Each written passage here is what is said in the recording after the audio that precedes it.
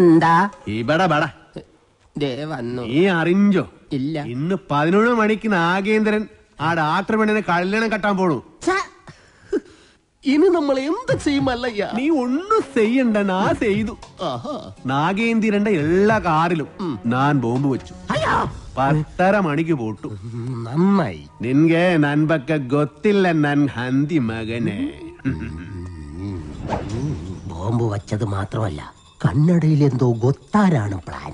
ശിവനെ, ഞാൻ ചെല്ലുന്നതിന് മുമ്പെങ്ങാനും ബോംബ് പൊട്ടിയ മുതലാളിയുടെ ഇറച്ചി കഷ്ണം കാക്ക കൊത്തിക്കൊണ്ട് പോവേ ഉള്ളു. മാറകാളെ അക്കന്മാരെ ദഹിപ്പിക്കാനുള്ള വെറുതും കൊണ്ടുപോകണം.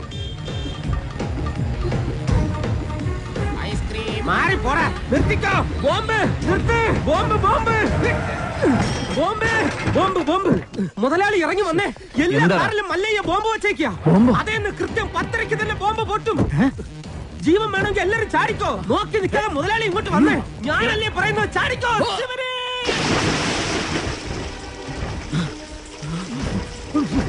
തലയിലേക്ക് ചാടല്ലടാ. ഇപ്പൊ പൊട്ടു മുതലാളി, വെയിറ്റ് ചാടാൻ വേണ്ടി മല്ലയ്യ വരുന്നുണ്ട്.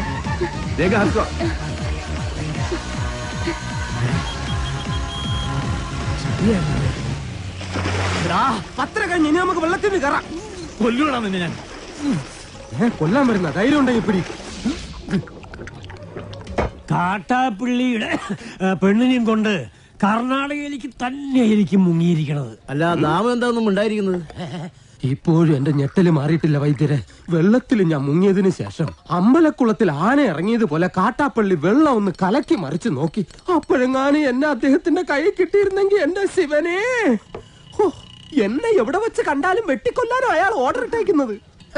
അങ്ങനെ പേടിച്ചു പോകുന്നവനൊന്നും അല്ല ഞാൻ. എന്നാലും വെറുതെ ചോദിക്കാം, ഈ കോയമ്പത്തൂർക്കുള്ള ബസ് പോയാലോ? ശിവനെ, മിസ്റ്റർ ദശമൂലം, നിങ്ങൾ എന്തിനാണ് പേടിക്കുന്നത്? ധൈര്യമായിട്ടിരിക്കണം.